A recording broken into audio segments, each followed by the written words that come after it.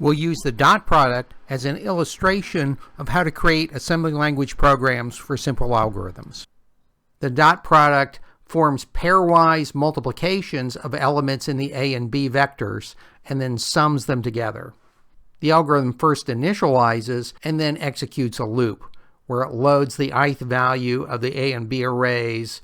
It computes the partial product and adds it into the running sum. It updates the loop and then tests to see whether to exit. The result is stored in the variable D. This code has a data segment that defines the A and B vectors as well as the size of the vectors, n.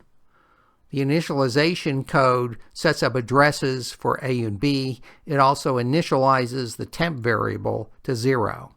The main loop uses pointers to access A and B. It performs the multiplication, updates the dot product, tests the loop counter, and then either returns for the next iteration or exits. Upon exit, it stores the result in D. It's useful to think about how instructions and the relationship to programs affect computer security. There are several ways to attack a program. A common attack is to get the program to accept certain data and then execute that data, which contains malicious code. Thanks for watching.